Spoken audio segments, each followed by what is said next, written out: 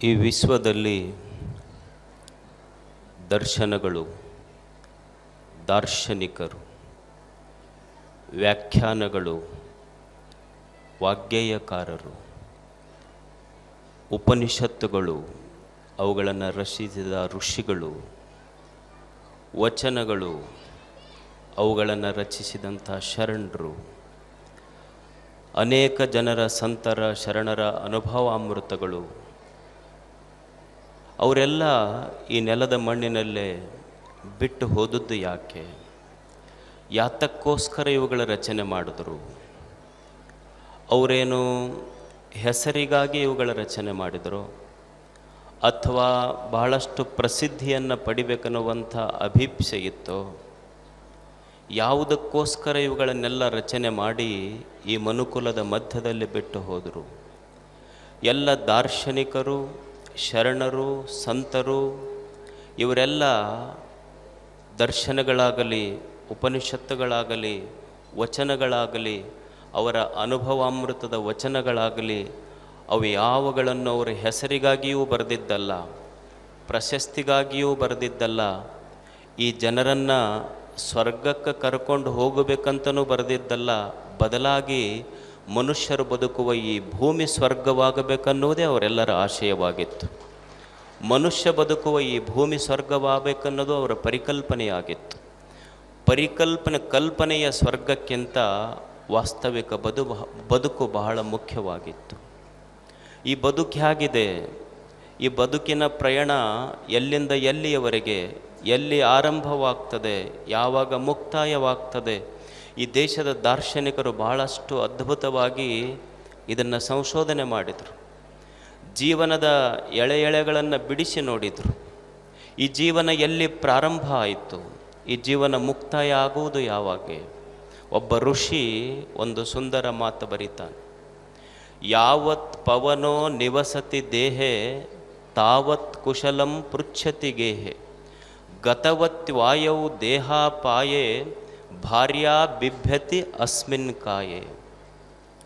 ಎಲ್ಲಿಯವರೆಗೆ ಕಣ್ಣು ನೋಡ್ತದೆ, ಎಲ್ಲಿಯವರೆಗೆ ಕಿವಿ ಕೇಳ್ತದೆ, ಎಲ್ಲಿಯವರೆಗೆ ಬುದ್ಧಿ ವಿಚಾರ ಮಾಡ್ತದೆ, ಎಲ್ಲಿಯವರೆಗೆ ಮನಸ್ಸು ಭಾವನೆಗಳನ್ನು ಭಾವಿಸ್ತದೆ, ಎಲ್ಲಿಯವರೆಗೆ ಕೈ ಕಾರ್ಯಗಳನ್ನು ಮಾಡ್ತದೆ, ಎಲ್ಲಿಯವರೆಗೆ ಕಾಲು ನಡೀತೈತಿ ಅಂದ್ರೆ, ಎಲ್ಲಿಯವರೆಗೆ ಈ ದೇಹದೊಳಗೆ ಉಸಿರಿರುತ್ತದೆ, ಅಲ್ಲಿಯವರೆಗೆ ಕಣ್ಣು ನೋಡುತ್ತದೆ, ಕಿವಿ ಕೇಳ್ತದೆ, ಕೈ ಕಾರ್ಯಗಳನ್ನು ಮಾಡ್ತದೆ, ಕಾಲು ನಡೀತದೆ, ಬುದ್ಧಿ ಚಿಂತಿಸ್ತದೆ. ಯಾವಾಗ ಉಸಿರು ನಿಂತು ಜೀವನನೂ ನಿಂತು ಹೋಗ್ತದೆ, ಉಸಿರಿನೊಂದಿಗೆ ಜೀವನವೂ ನಿಂತು ಹೋಗ್ತದೆ. ಅಂದರೆ ಈ ಬದುಕು ಅಂದ್ರೆ ಇದು ಉಸಿರಿನ ಲೀಲಾವಿಲಾಸ ಅಷ್ಟೇ. ಈ ಬದುಕೇನಿದೆ ಇದೊಂಥರ ಇಸ್ಪಿಟ್ ಆಟ ಇದ್ದಂಗೆ. ಆಡೋರಿಗೆಲ್ಲ ಗೊತ್ತಿರ್ತದೆ ನೋಡಿ. ಇಸ್ಪಿಟ್ ಆಟದಲ್ಲಿ ರಾಜ, ರಾಣಿ, ಪ್ರಜಾ ಅಂತ ಇರ್ತಾರೆ. ಇಸ್ಪಿಟ್ ಆಟ ಮುಗಿದ ಮೇಲೆ ರಾಜ, ರಾಣಿ, ಪ್ರಜರಿಗೆಲ್ಲರಿಗೂ ಒಂದೇ ಪಾಕೆಟ್ನಾಗ ಇಡ್ತಾರೆ. ಹಂಗೆ ಈ ಜೀವನ ಅನ್ನೋದು ಸಹಿತ ಒಂಥರ ಇಸ್ಪಿಟ್ ಆಟ ಇದ್ದಂಗೆ. ಈ ಜೀವನ ಅನ್ನುವ ಇಸ್ಪಿಟ್ ಆಟದಲ್ಲಿ ಒಮ್ಮೆ ಒಬ್ಬ ಸನ್ಯಾಸಿ, ಒಬ್ಬ ರಾಜಕಾರಣಿ, ಒಬ್ಬ ಅಧಿಕಾರಿ, ಒಬ್ಬ ರೈತ, ಒಬ್ಬ ಸಾಮಾನ್ಯ, ಯಾವಾಗ ದೇಹದೊಳಗೆ ಉಸಿರು ನಿಂತು ಈ ಇಸ್ಪಿಟ್ ಆಟ ಮುಗೀತು ಅಂದ್ರೆ ಸ್ಮಶಾನ ಅನ್ನುವಂಥ ಒಂದೇ ಪಾಕೆಟ್ನೊಳಗೆ ಎಲ್ಲರಿಗೆ ಕಳಿಸ್ತಾರೆ. ಇದು ಬದುಕಂದರೆ ಮತ್ತೇನಲ್ಲ, ಇದು ಉಸಿರಿನ ಲೀಲಾವಿಲಾಸ ಅಷ್ಟೇ. ಅದಕ್ಕಾಗಿ ಒಬ್ಬ ಅನುಭಾವಿ ಒಂದು ಸುಂದರ ಮಾತು ಬರೀತಾನೆ. ತಾಯಿಯ ಗರ್ಭದಿಂದ ಮನುಷ್ಯ ಈ ಭೂಮಿಗೆ ಬರುವಾಗ, ತಾಯಿಯ ಗರ್ಭದಿಂದ ಮನುಷ್ಯ ಈ ಭೂಮಿಗೆ ಬರುವಾಗ ಅವನಿಗೆ ಉಸಿರಷ್ಟೇ ಇತ್ತು, ಆದರೆ ಹೆಸರಿರಲಿಲ್ಲ. ಈ ಭೂಮಿಯನ್ನು ಬಿಟ್ಟು ಹೋಗುವಾಗ ಅವನಿಗೆ ಉಸಿರಿರುವುದಿಲ್ಲ, ಆದರೆ ಹೆಸರುಳಿಯುವ ಕಾರ್ಯಗಳನ್ನು ಮಾಡಬೇಕು. ಅದು ಬದುಕಿನ ಸಾರ್ಥಕತೆ. ಬದುಕು ಅಷ್ಟು ಅದ್ಭುತವಾಗಿರುವಂಥದ್ದು. ಭಗವಂತ, ಈ ನಿಸರ್ಗ ದೇವತೆ, it is A gift of divine. ಎಲ್ಲರಿಗೂ ಸಹಿತ ಬದುಕು ಕೊಟ್ಟಿದೆ ಈ ನಿಸರ್ಗ. ದೇವರು ಎಲ್ಲರಿಗೂ ಒಂದು ಸುಂದರವಾದ ಬದುಕನ್ನು ಕೊಟ್ಟಿದ್ದಾನೆ. ಇಲ್ಲಿ ಇವ ಬಡವ ಅಂತಿಲ್ಲ, ಇವ ಶ್ರೀಮಂತ ಅಂತಿಲ್ಲ, ಇದು ಅರಮನೆ ಅಂತಿಲ್ಲ, ಇದು ಗುಡಿಸಲಂತಿಲ್ಲ. ಅರಮನೆಯೊಳಗಿರುವವನಿಗೂ ಒಂದು ಬದುಕು ಕೊಟ್ಟಿದ್ದಾನೆ ದೇವರು. ಗುಡಿಸಿಲಿನೊಳಗೆ ಬದುಕುವವನಿಗೂ ಒಂದು ಬದುಕು ಕೊಟ್ಟಿದ್ದಾನಲ್ಲ ದೇವರು. ಎಲ್ಲರಿಗೂ ಒಂದು ಸುಂದರವಾದ ಬದುಕಿದೆ. ಅರಮನೆಯಲ್ಲಿ ಶ್ರೀಮಂತ ದೀಪ ಹಚ್ತಾನೆ, ಗುಡಿಸಲಿನಲ್ಲಿಯೂ ಸಹಿತ ಬಡವ ದೀಪ ಹಚ್ತಾನೆ. ಅರಮನೆಯಲ್ಲಿ ಶ್ರೀಮಂತ ಹಚ್ಚುವ ದೀಪ ಬಂಗಾರದ ಪಣತೆಯಲ್ಲಿ ಉರಿಬಹುದು, ಬಡವ ಹಚ್ಚುವ ದೀಪ ಮಣ್ಣಿನ ಪಣತೆಯಲ್ಲಿ ಉರಿಬಹುದು. ಪಣತೆ ಬಂಗಾರದ್ದಾದರೇನು, ಪಣತೆ ಮಣ್ಣಿನದಾದರೇನು? ಬೆಳಕಿದೆಯಲ್ಲ, ಅದು ಬಡವೂ ಅಲ್ಲ, ಶ್ರೀಮಂತವೂ ಅಲ್ಲ. Light is just light. Light is just light. ಹಾಗೆ ಬದುಕಂದ್ರೆ ಅಷ್ಟೇ ಬದುಕದು. ಅಂಥ ಒಂದು ಸುಂದರವಾದ ಬದುಕ ದೇವರು ನಮಗೆಲ್ಲ ಕೊಟ್ಟಿದ್ದಾನೆ. ಈ ತರಳು ಬಾಳ ಹುಣ್ಣಿಮೆಯ ಒಂದು ವೈಶಿಷ್ಟ್ಯವೇ ಅದು. ತರಳ ಬಾಳು, ಮಗುವೇ ಬದುಕು, ಮನುಷ್ಯನೇ ಬದುಕು. ಒಂದು ಸುಂದರವಾದ ಬದುಕನ್ನು ನೀನು ಕಟ್ಟಿಕೊಳ್ಳಬೇಕಲ್ಲುವಂಥ ಈ ಹುಣ್ಣಿಮೆಯ ಮುಖಾಂತರ ಜ್ಞಾನದಾಸೋಹ ಪೂಜ್ಯರದು. ಬದುಕು ಹೇಗಾದರೆ ಸುಂದರವಾಗ್ತದೆ? ಬದುಕು ತಾನೂ ಸಂತೋಷವಾಗಿರಬೇಕು, ತನ್ನ ನೆರೆಹೊರೆಯವರೂ ಸಂತೋಷವಾಗಿರಬೇಕು, ನನಗೆ ಆಶ್ರಯ ಕೊಟ್ಟಿರುವಂಥ ಈ ಜಗತ್ತೂ ಸುಂದರವಾಗಿರಬೇಕಲ್ಲ. ಅಂಥ ಒಂದು ಕಲ್ಪನೆ ಮನುಷ್ಯನ ಬದುಕಿನ ಬಗ್ಗೆ ಬರಬೇಕು. ನಾನು ಹೇಗಿದ್ದರೆ ಸಂತೋಷವಾಗಿರ್ತೇನೆ, ನನ್ನ ನೆರೆಹೊರೆಯವರು ಹೇಗಿದ್ದರೆ ಸಂತೋಷವಾಗಿರ್ತಾರೆ, ನನಗೆ ಆಶ್ರಯ ಕೊಟ್ಟಂಥ ಈ ಜಗತ್ತು ಹೇಗೆ ಸುಂದರಗೊಳಿಸಲಿಕ್ಕೆ ಸಾಧ್ಯ ಇದೆ? ಮನುಷ್ಯ ಇಷ್ಟೆಲ್ಲ ಸುಂದರವಾದ ಜಗತ್ತಿದ್ರೂ ಸಹಿತ ದುಃಖಿ ಯಾಕೆ? ಅವನಿಗೆ ಅಸಂತೋಷ ಯಾಕೆ? ಅವನಿಗೆ ಚಿಂತೆಗಳು ಯಾಕೆ? ಅವನು ತಪ್ಪಿದ್ದೆಲ್ಲಿ? ಅವನ ತಪ್ಪಿದ್ದು ಈ ಜಗತ್ತನ್ನು ಸರಿಯಾಗಿ ತಿಳ್ಕೊಳ್ಳದೇ ಇರುವಂಥದ್ದು. ಮನುಷ್ಯನ ಅಜ್ಞಾನದಿಂದ ಬದುಕು ಕೆಟ್ಟಿದೆ, ಮನುಷ್ಯನ ತಪ್ಪು ತಿಳುವಳಿಕೆಯಿಂದ ಬದುಕು ಕೆಟ್ಟಿದೆ. ಅದಕ್ಕಾಗಿ ಜ್ಞಾನಿಗಳೆಲ್ಲ ಜ್ಞಾನವನ್ನು ಹಂಚಲಿಕ್ಕೆ ಪ್ರಯತ್ನ ಮಾಡಿದ್ರು. ನೀವು ನೋಡಿ, ಇಲ್ಲೊಂದು ಮಹೋತ್ಸವ ಇದೆ. ಇಷ್ಟೆಲ್ಲ ಹಿರಿಯರನ್ನು, ಅನುಭಾವಿಗಳನ್ನು ಕರೆಸಿ ತಮಗೆಲ್ಲರಿಗೂ ಒಳ್ಳೆಯ ಮಾತುಗಳನ್ನು ಪರಮ ಪೂಜ್ಯರು ಹೇಳಿಸ್ತಾ ಇದ್ದಾರೆ. ಇದು ಜ್ಞಾನದೀಪ. ಇದು ನಾವು ಬಹಳಷ್ಟು ದೊಡ್ಡ ಮನೆಗಳನ್ನು ಕಟ್ಟುತ್ತೇವೆ. ನಾವು ಮನೆ ಕಟ್ಟಲಿಕ್ಕೆ 25-30 ಲಕ್ಷ ರೂಪಾಯಿಗಳನ್ನು ಖರ್ಚು ಮಾಡ್ತೇವೆ. 25-30 ಲಕ್ಷ ರೂಪಾಯಿಗಳನ್ನು ಖರ್ಚು ಮಾಡಿ ಕಟ್ಟಿದ ಮನೆ ಒಂದು ದಿವಸ ಉದ್ಘಾಟನೆ ಮಾಡುತ್ತೇವೆ. ಭಾಳ ಆಶ್ಚರ್ಯದ ವಿಷಯ ಅಂದರೆ, ನಾವು ಮನೆ ಕಟ್ಟಲಿಕ್ಕೆ 25-30 ಲಕ್ಷ ರೂಪಾಯಿಯನ್ನು ಖರ್ಚು ಮಾಡ್ತೀವಿ. 25-30 ಲಕ್ಷ ರೂಪಾಯಿ ಖರ್ಚು ಮಾಡಿ ಕಟ್ಟಿದ ಮನೆ ಉದ್ಘಾಟನೆಯಾಗಿದ್ದು ಬಹಳ ಆಶ್ಚರ್ಯದ ವಿಷಯ. ನಾವು ಮನೆ ಕಟ್ಟಲಿಕ್ಕೆ 25-30 ಲಕ್ಷ ರೂಪಾಯಿಗಳನ್ನು ಖರ್ಚು ಮಾಡ್ತೇವೆ. 25-30 ಲಕ್ಷ ರೂಪಾಯಿ ಖರ್ಚು ಮಾಡಿ ಕಟ್ಟಿದ ಮನೆ ಒಂದು ದಿವಸ ಉದ್ಘಾಟನೆಯಾಗಿದ್ದು, 1 ರೂಪಾಯಿ ಕೊಟ್ಟು ತಂದ ಮೇಣದ ಬತ್ತಿಯ ಬೆಳಕಿನಿಂದ ಅದು ಉದ್ಘಾಟನೆ ಆಗ್ತದೆ. ಹಾಗಾದರೆ ಬಹಳಷ್ಟು ಬೆಲೆ ಇರುವುದು ಮನಿಗೋ ಅಥವಾ ಬೆಳಕಿಗೆ? ಬೆಲೆ ಇರುವುದು ಮನಿಗಲ್ಲ, ಬೆಲೆ ಇರುವುದು ಬೆಳಕಿಗೆ. ಅದಕ್ಕಾಗಿ ಇದು ಜ್ಞಾನದಾಸೋಹ. ಜ್ಞಾನದೊಳಗೆ ಅಷ್ಟು ಶಕ್ತಿ ಇದೆ. Knowledge is power. ಜ್ಞಾನ ಏನು ಮಾಡ್ತದಂದರೆ, ಈ ಜಗತ್ತಿನಲ್ಲಿ ಇರುವ ವಿಷಯಗಳನ್ನು ಬಿಡಿಸಿ ಬಿಡಿಸಿ ತೋರಿಸ್ತದೆ. It is power of discrimination. ಯಾವುದು ಒಳ್ಳೆಯದು, ಯಾವುದು ಕೆಟ್ಟದ್ದು, ಯಾವುದು ನಿತ್ಯ, ಯಾವುದು ಅನಿತ್ಯ, ಯಾವುದು ನಿನಗೆ ಹಿತ ಕೊಡುತ್ತದೆ, ಯಾವುದು ಅಹಿತ ಕೊಡುತ್ತದಂತ ಬಿಡಿಸಿ ಬಿಡಿಸಿ ಮನುಷ್ಯನ ಮುಂದಿಡ್ತದೆ, ಮಾನವ ಜೀವಿಗಳ ಮುಂದಿಡ್ತದೆ. ನಮ್ಮ ಬದುಕು ಕೆಟ್ಟಿದ್ದು, ನಮ್ಮ ಬದುಕಿನಲ್ಲಿ ದುಃಖ ಚಿಂತೆಗಳು ಬಂದಿದ್ದು, ಈ ಜಗತ್ತನ್ನು ನಾವು ಬಿಡಿಸಿ ನೋಡಲಿಕ್ಕಾಗಿಲ್ಲ. ನಮ್ಮ ಕಣ್ಣಿಗೆ ಯಾವುದು ಹಿತ ಇದೆ, ಯಾವುದು ಅಹಿತ ಇದೆ ನಮಗೆ ಗೊತ್ತಾಗಿಲ್ಲ. ಯಾವುದು ಒಳ್ಳೆಯದು, ಯಾವುದು ಕೆಟ್ಟದ್ದು ಅನ್ನೋದು ನಮಗೆ ಬಿಡಿಸಿ ನೋಡಲಿಕ್ಕಾಗಿಲ್ಲ.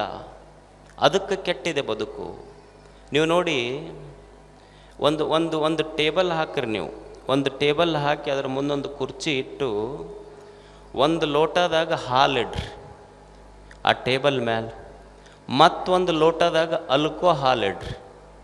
ಅಲ್ಕೋ ಹಾಲು ಅಂದ್ರೆ ಗೊತ್ತಾಗ್ತದಿಲ್ಲ, ಸರಾಯಿ ಏನಂತೀರಿ ನೀವು? ಅದಕ್ಕೆ ಅಲ್ಕೋ ಹಾಲು ಅಂತಾರೆ. ಒಂದು ಟೇಬಲ್ ಹಾಕಿ, ಒಂದು ಕುರ್ಚಿ ಹಾಕಿ, ಒಂದು ಲೋಟದಾಗ ಅಲ್ಕೋ ಹಾಲಿಡ್ರಿ. ಒಂದು ಗ್ಲಾಸ್ನೊಳಗೆ ಅಲ್ಕೋ ಹಾಲಿಟ್ಟು ಒಂದು ಸಣ್ಣ ಹುಡುಗ ಕೂಡಿಸ್ರಿ. ಆ ಹುಡುಗನ ಕೈ ಯಾವುದರ ಕಡೆ ಹೋಗ್ತದೆ? ಅಲ್ಕೋ ಹಾಲಿನ ಕಡೆ ಹೋಗ್ತದೆ? ಇಲ್ಲ, ಆ ಹುಡುಗನ ಕೈ ಹಾಲಿನ ಕಡೆನೇ ಹೋಗ್ತದೆ. ಆ ಹುಡುಗನ ನೆಬ್ಬಸ್ರಿ, ಮತ್ತು ಒಂದು ಗ್ಲಾಸ್ನಾಗ ಹಾಲು, ಒಂದು ಗ್ಲಾಸ್ನಾಗ ಅಲ್ಕೋ ಹಾಲಿಟ್ಟು ಆ ಕುರ್ಚಿ ಮೇಲೆ ಅವ್ರ ಅಪ್ಪನ ಕೂಡಿಸ್ರಿ. ನೀವು ಹಾಲಿನ ಕಡೆ ಅವ ಕೈ ಹೋದ್ರೆ ಅವ್ರ ಮನೆ ದೇವರಾಣಿ, ಅವ್ರ ಅಪ್ಪನ ಕೈ ಹೋಗೋದು ಅಲ್ಕೋ ಹಾಲಿನ ಕಡೆನೇ ಹೋಗ್ತೈತಿ. ಅದಕ್ಕೆ ಆ ಹುಡುಗ ಅಂತಿರ್ತೈತಿ, ಮಗು ಅಂತಿರ್ತೈತಿ, ಯಪ್ಪ ನಿನಗೆ ಹಾಲು ಯಾವುದು ಅಲ್ಕೋ ಹಾಲು ಯಾವುದು ಗೊತ್ತಿಲ್ಲ, ಯಾವುದು ಕುಡಿದ್ರೆ ಶಕ್ತಿ ಬರ್ತೈತಿ, ಯಾವುದ್ರ ಕುಡಿದ್ರೆ ಶಕ್ತಿ ಹೋಗ್ತೈತಿ ಅನ್ನೋ ಸಾಮಾನ್ಯ ಜ್ಞಾನ ನಿನಗಿಲ್ಲಲ್ಲ. ಅದಕ್ಕೆ ನೋಡು, ಹಾಲು ಕುಡ್ಕೊಂತಿದ್ದಕ್ಕೆ ನಾ ದಿವಸ ತಾಯಿ ತೊಡಿ ಮೇಲೆ ಮುಕ್ಕೊಂತೀನಿ, ಅಲ್ಕೋ ಹಾಲು ಕುಡಿಯಾಕತ್ತಿದ್ದಕ್ಕೆ ನೀ ದಿವಸ ಹೋಗಿ ನಾಯಿ ತೊಡಿ ಮೇಲೆ ಮುಕ್ಕೊಂಡು ಬರ್ತಿ ಅಂತ ಹುಡುಗ. ಸ್ವಲ್ಪ ಬಿಡಿಸಿ ನೋಡೋದು ಗೊತ್ತಾಗಿಲ್ಲಲ್ಲ ನನಗೆ. Which is right, which is wrong, ಯಾವುದು ಸರಿ ಯಾವುದು ತಪ್ಪು ಬರೆದಿರ್ತಾರೆ ಅದ್ರ ಮೇಲೆ. ಈಗ ಸೇತ್ತಾರೋ ಇಲ್ಲೋ, ಚುಟ್ಟ ಸೇತಾರ, ಸಿಗರೇಟ್ ಸೇತೀರ, ಅದ್ರ ಮೇಲೆ ಬರೆದಿರ್ತಾರೆ ಇದು ದೇಹಕ್ಕೆ ಒಳ್ಳೆಯದಲ್ಲ, ಇಂಜುರಿಯಸ್ ಟು ಹೆಲ್ತ್ ಅಂತ. ಇದು ದೇಹಕ್ಕೆ ಒಳ್ಳೆಯದಲ್ಲ ಅಂತ ಅಂತಿರ್ತಾರೆ. ಅದು ನೋಡೇ ಕೈಯಾಗ ಹಚ್ಚಿರ್ತಾನೆ, ಅದು ಓದ್ತಿರ್ತಾನೆ ಮತ್ತು ಕೈಯಾಗ ಹಚ್ಚಿರ್ತಾನೆ. ಅವರು ಮನ್ಯಾಗ ಹೆಣ್ಮಕ್ಳು ಬೈತಿರ್ತಾರೆ ಅವನಿಗೆ, ನೋಡು ನಿನಗೆ ದಮ್ ಹತ್ತೈತಿ, ಟಿ ಬಿ ಬಂದೈತಿ, ಕೆಮ್ಮಿಸ್ತಿ, ಬಿಡು ಅದನ್ನು. ಅವ ಕೈಯಾಗ ಹಚ್ಚಿರ್ತಾನೆ, ಅದನ್ನು ಹಚ್ಚಿ ಅಂತಿರ್ತಾನೆ ಅವ್ರಿಗೆ. ನೀವು ನೋಡ್ರಿ, ಸಾಮಾನ್ಯವಾಗಿ ಇದು ಮನೆಯಲ್ಲಿ ನಡೀತಿರ್ತೈತಿ. ಹೆಣ್ಮಕ್ಳು ಹೇಳ್ತಿರ್ತಾರೆ ಮನ್ಯಾಗ, ಸೇದಬೇಡ, ಇದು ಒಳ್ಳೇದಲ್ಲ, ಡಾಕ್ಟ್ರ್ ಬಿಡು ಅಂದಾರ. ಅವ ಅಂತಿರ್ತಾನೆ, ಈಗ ಬಿಟ್ಟರೆ ನಿನಗೆ ಬಿಡ್ತೀನಿ, ಇದನ್ನು ಬಿಡೋದಿಲ್ಲ ನಾನು ಅನ್ನಂಗಿಲ್ಲ. ಈಗ ಮನ್ಯಾಗ ಬಿಟ್ಟರೆ ನಿನಗೆ ಬಿಡ್ತೀನಿ, ಇದನ್ನು ಬಿಡೋದಿಲ್ಲ. ಅದು ಕೈಯಾಗ ಚುಟ್ಟ ಹಚ್ಚಿರ್ತಾನೆ, ಅದು ಕೈಯಾಗ ಹಚ್ಚಿದ ಚುಟ್ಟ ಸಿಗರೇಟ್ ಇರ್ತೈತಲ್ಲ, ಅದು ಆ ಹೆಣ್ಮಗಳಿಗೆ ಅಂತಿರ್ತೈತೆ ಅಂಥದ್ದು. ನೀ ನನಗೆ ಸೌತ್ ಇದ್ದಂಗೆ, ನೀನು ನನಗೆ ಸೌತ್ ಇದ್ದಂಗೆ, ನೀನು ಅಗ್ನಿ ಸಾಕ್ಷಿಯಾಗಿನೇ ಅವನ ಕೈ ಹಿಡಿದು ಬಂದು ನೋಡಿ, ನಾನು ಅಗ್ನಿ ಸಾಕ್ಷಿಯಾಗಿನೇ ಅವನ ಕೈಯಾಗದೇನೆ. ನೀನು ಅಗ್ನಿ ಸಾಕ್ಷಿಯಾಗಿನೇ ಅವನ ಕೈ ಹಿಡಿದು ಬಂದು, ನಾನು ಅಗ್ನಿ ಸಾಕ್ಷಿಯಾಗಿನೇ ಅವನ ಕೈಯಾಗದೇನೆ. ಅದು ಚುಟ್ಟು ಅಂತಿರ್ತೈತೆ ಅಂತ. ನಿನಗೂ ನನಗೂ ವ್ಯತ್ಯಾಸ ಏನಂದ್ರೆ, ನೀ ಅಗ್ನಿ ಸಾಕ್ಷಿಯಾಗಿ ಅವನ ಕೈ ಹಿಡಿದು ಅವನು ಕೂಡ ಇರಾಕೆ ಬಂದಕ್ಕೆ, ನಾ ಇವನು ಕರ್ಕೊಂಡು ಹೋಗಾಕೆ ಬಂದಕ್ಕೆ, ಅಷ್ಟೇ ವ್ಯತ್ಯಾಸ ಇಬ್ಬರು. ನಮಗೆ ಸ್ವಲ್ಪ ಗೊತ್ತಾಗಲಿಲ್ಲಲ್ಲ, ಯಾವುದು ಕೆಟ್ಟದ್ದು, ಯಾವುದು ಒಳ್ಳೆಯದು, ಯಾವುದು ಸರಿ, ಯಾವುದು ತಪ್ಪು ಅನ್ನೋದು ಸ್ವಲ್ಪ ಬಿಡಿಸಿ ನೋಡುವ ಜ್ಞಾನ ಗೊತ್ತಾಗಲಿಲ್ಲ ಮನುಷ್ಯನಿಗೆ. ಅದಕ್ಕಾಗಿಯೇ ಇದು. ಈಗ ನೀವು ನೋಡಿ, ನೀರು ಕುಡಿತೀರಿ, ಇವತ್ತೆಲ್ಲ ಡಾಕ್ಟ್ರು ವೈದ್ಯರು ಎಲ್ಲ ಮಾತಾಡ್ತಾ ಇದ್ರು. ನೀರು ಕುಡಿಬೇಕಾದ್ರೆ ನಾವು ಡೈರೆಕ್ಟ್ ಬೋರ್ವೆಲ್ ನೀರು ಕುಡಿದ್ವಿ ಅಂದ್ರೆ ಅದರೊಳಗೆ ಫ್ಲೋರೈಡ್ ಕಂಟೆಂಟ್ ಇರ್ತೈತಿ. ಡೈರೆಕ್ಟ್ ಫ್ಲೋರೈಡ್ ಕಂಟೆಂಟ್ ಇದ್ದ ನೀರು ಕುಡಿದ್ವಿ ಅಂದ್ರೆ ಮಂಡಿ ನೋವು ಬರ್ತೈತಿ ಅಂತ ಗೊತ್ತೈತೆ ಇಲ್ಲ ನಮಗೆ. ಮತ್ತು ನಾವು ಏನು ಮಾಡ್ತೀವಿ, ಆ ಫ್ಲೋರೈಡ್ ಕಂಟೆಂಟ್ ತೆಗಿಬೇಕಂತ ಶುದ್ಧೀಕರಣ ಫಿಲ್ಟರ್ ಮಾಡಿ ಕುಡಿತೀವಿಲ್ಲ, ಶುದ್ಧೀಕರಣ ಘಟಕಗಳದಾವಿಲ್ಲ. ನಮಗಿಷ್ಟು ಗೊತ್ತಿಲ್ಲ, ನೀರು ಶುದ್ಧೀಕರಣ ಮಾಡಿ ಕುಡಿಬೇಕು, ಕೆಟ್ಟ ನೀರು ಫಿಲ್ಟರ್ ಮಾಡಿ ಕುಡಿಬೇಕಂತ ಗೊತ್ತೈತಿ. ಮತ್ತು ಜಗತ್ತಿನೊಳಗೆ ಕೆಟ್ಟದ್ದೈತೆಲ್ಲ ಅದನ್ನು ಫಿಲ್ಟರ್ ಮಾಡಿ ತಲೆಯಾಗ ತಗೋಬೇಕನ್ನುವ ಜ್ಞಾನ ಇರದೇ ಇದ್ದರೆ ಹೇಗೆ ಮನುಷ್ಯನಿಗೆ? ನೀರು ಫಿಲ್ಟರ್ ಮಾಡಿ ಕುಡ್ದಂಗೆ ಜಗತ್ತಿನ ವಿಚಾರಗಳು ಸಹಿತ ಫಿಲ್ಟರ್ ಮಾಡೇ ತಗೋಬೇಕಾಗ್ತದೆ ಮನುಷ್ಯ. ಮತ್ತು ಫಿಲ್ಟರ್ ಮಾಡಿ ನೀರು ಕುಡಿಲಿಲ್ಲ ಅಂದ್ರೆ ಮಂಡಿ ನೋವು ಬರ್ತೈತಿ, ಫಿಲ್ಟರ್ ಮಾಡಿ ವಿಚಾರಗಳು ತೋಳಿಲ್ಲ ಅಂದ್ರೆ ಮನಸ್ಸಿನ ನೋವು ಬರ್ತೈತಿ. ಅದಕ್ಕೆ ತಾಪ ಆಗ್ತದೆ ಮನುಷ್ಯನಿಗೆ, ದುಃಖಗಳು ಬರ್ತವೆ, ಚಿಂತೆಗಳು ಬರ್ತವೆ ಅಷ್ಟೇ. ಮನುಷ್ಯನ ಬದುಕು ಹಿಂಗೆ ಫಿಲ್ಟರ್ ಮಾಡುವ ಸಲುವಾಗಿಯೇ ಇದು ತರಳಬಾಳು ಉತ್ಸವ. ಇದು ತರಳಬಾಳು, ಇದು ಬದುಕನ್ನು ಕಟ್ಟಿಕೊಡುವಂಥ ಉತ್ಸವ, ಮನುಷ್ಯನ ಬದುಕನ್ನು ಉನ್ನತೀಕರಿಸುವಂಥ ಉತ್ಸವ, ಮನುಷ್ಯನ ಬದುಕಿನಲ್ಲಿ ಉತ್ಸಾಹ ತುಂಬುವಂಥ ಉತ್ಸವ ಇದು. ಇಲ್ಲೇನು, ಎಲ್ಲರ ಜೀವನದಲ್ಲಿ ಇಂಥ ಘಟನೆಗಳು ಬಂದು ಹೋಗ್ತವೆ, ಕಷ್ಟಗಳು ಬರ್ತವೆ, ನೋವುಗಳು ಬರ್ತವೆ, ತಾಪತ್ರಯಗಳು ಬರ್ತವೆ. ಇವೆಲ್ಲವುಗಳನ್ನು ಮೀರಿ ಮನುಷ್ಯ ಉತ್ಸಾಹದಿಂದ ಬದುಕಬೇಕಲ್ಲ, ಸಂತೋಷದಿಂದ ಒಂದು ಸುಂದರವಾದ ಜೀವನವನ್ನು ಕಟ್ಟಿಕೋಬೇಕಲ್ಲ. ಈ ದೇಶದಲ್ಲಿ ರಮಣ ಮಹರ್ಷಿಗಳಂತಾಗಿ ಹೋದರು, ಬಹಳ ದೊಡ್ಡ ಎತ್ತಿಗಳವರು. ಪಾಲ್ ಬ್ರಂಟನ್ ಅನ್ನುವಂಥ ಒಬ್ಬ ವಿದೇಶಿ ತತ್ವಜ್ಞಾನಿ ದೇಶಕ್ಕೆ ಬರ್ತಾನೆ. ಅವನು ರಮಣ ಮಹರ್ಷಿಗಳನ್ನು ನೋಡಿ, ನಾನು ದೇವರನ್ನು ನೋಡಿಲ್ಲ, ದೇವರನ್ನು ನೋಡಿದ್ದೇ ಆದರೆ ಅದು ರಮಣ ಮಹರ್ಷಿಗಳ ರೂಪದಲ್ಲಿ. ಅಷ್ಟು ದೊಡ್ಡ ವ್ಯಕ್ತಿಗಳು. ಒಮ್ಮೆ ಅವರು ತಮ್ಮ ಆಶ್ರಮದಲ್ಲಿ ಕುಳಿತಿದ್ರು, ರಮಣ ಮಹರ್ಷಿಗಳು ತಮ್ಮ ಆಶ್ರಮದಲ್ಲಿ ಕುಳಿತಾಗ ಒಬ್ಬ ಯುವಕ ಜೀವನದಲ್ಲಿ ಬಹಳಷ್ಟು ಕಷ್ಟ, ತೊಂದರೆ, ನೋವು, ಜೂಜಾಟ, ಇಸ್ಪೆಟ್ಟು, ಕುಡಿತ, ಹೆಂಡತಿಗೆ ಒಳ್ಳೆಯ ಗಂಡನಾಗಲಿಲ್ಲ, ಮಕ್ಕಳಿಗೆ ಒಳ್ಳೆಯ ತಂದೆಯಾಗಲಿಲ್ಲ, ತಂದೆ ತಾಯಿಗಳಿಗೆ ಒಳ್ಳೆಯ ಮಗನಾಗಲಿಲ್ಲ, ಸ್ನೇಹಿತರಿಗೆ ಒಳ್ಳೆಯ ಸ್ನೇಹಿತನಾಗಲಿಲ್ಲ.